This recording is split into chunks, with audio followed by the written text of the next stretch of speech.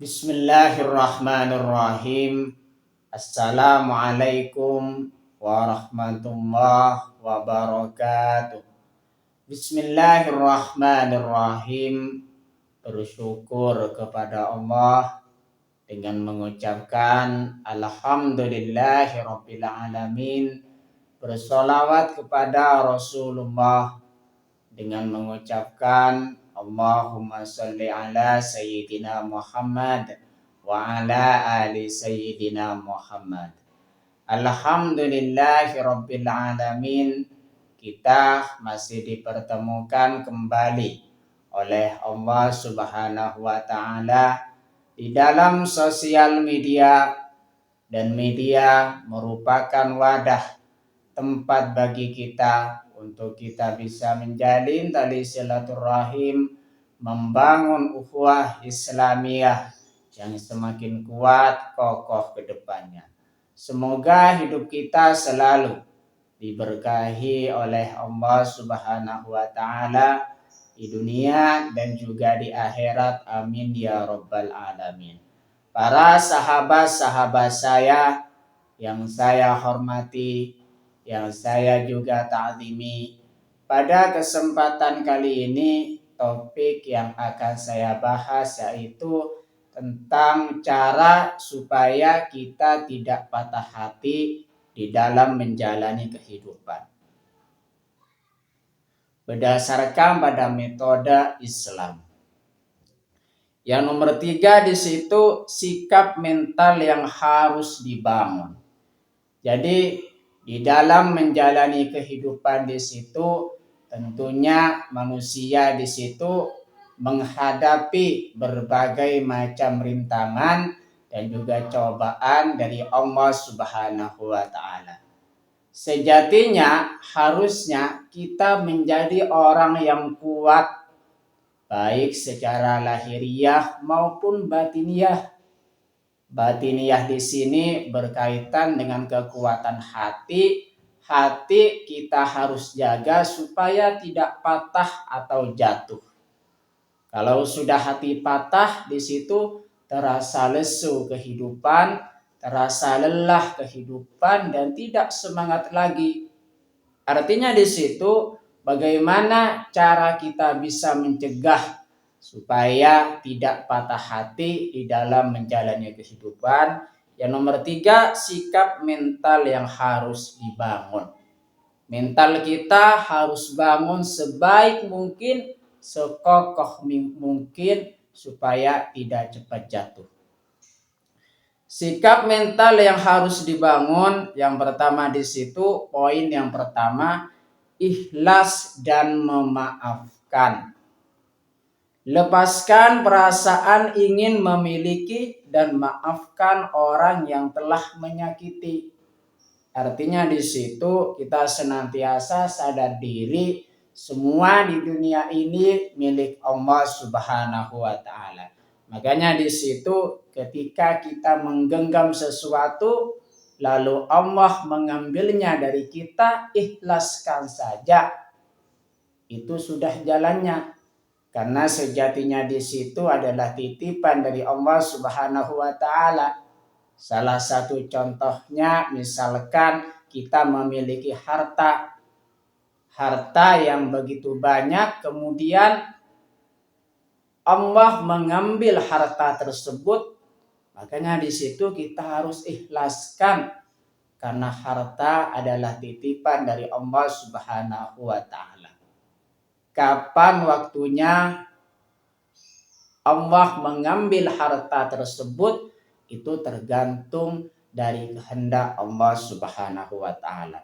Makanya kita ikhlas dan juga memaafkan orang yang telah menyakiti. Artinya di sini ketika kita disakiti, jangan pernah jatuh hati kita. Jangan pernah patah hati kita.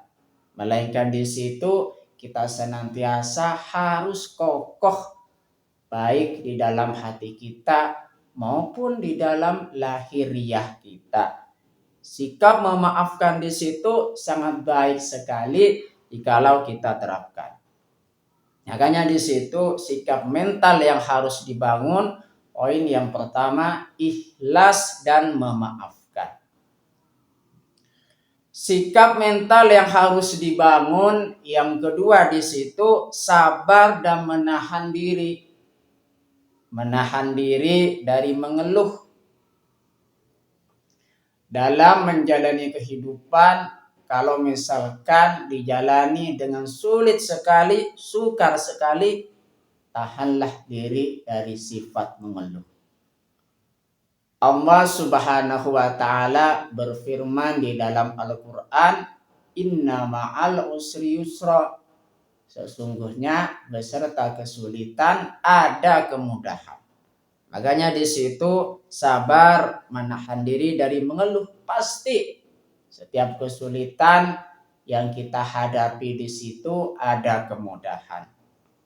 Dan juga menahan diri dari marah atau membuat status, khususnya di situ status yang bersifat galau di sosial media yang bisa mengumbar aib kita.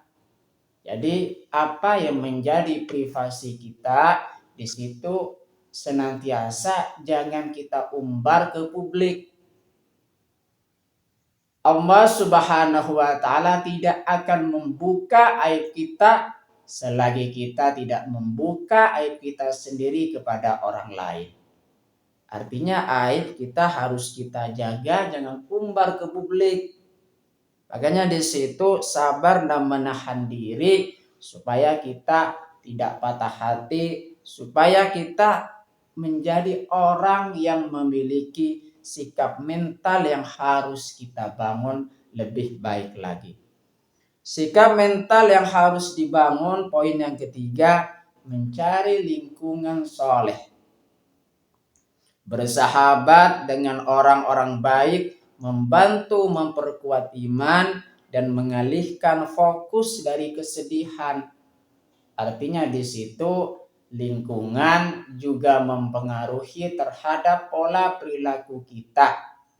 Khawatir nanti terbawa, kalau misalkan bergaul dengan orang yang tidak baik, khawatir akan ikut serta menjadi orang yang tidak baik. Makanya di situ kita senantiasa bersosialisasi dengan lingkungan yang positif agar supaya perilaku kita ikut juga positif. Itulah 3 hal yang harus dibangun, sikap mental yang harus dibangun, ikhlas dan memaafkan, sabar dan menahan diri supaya menjadi kokoh mental kita, hati kita, mencari lingkungan yang soleh. Terima kasih saya sampaikan kepada kalian semua yang sudah berpartisipasi di dalam channel saya. Semoga menjadi perantara kita semakin dekat kepada Allah Subhanahu wa ta'ala, dekat juga kepada para rasulnya. Sebelum saya tutup, mari kita ngirim Fatihah dulu kepada baginda Rasulullah sallallahu alaihi wasallam, ila hadratin Nabil Mustafa Muhammadin sallallahu alaihi wasallam wa ala alihi wa ashabihi wa azwajihi wa dzurriyyatihi wa ahli baitihi wa liman dakhala fi baitihi ajmain.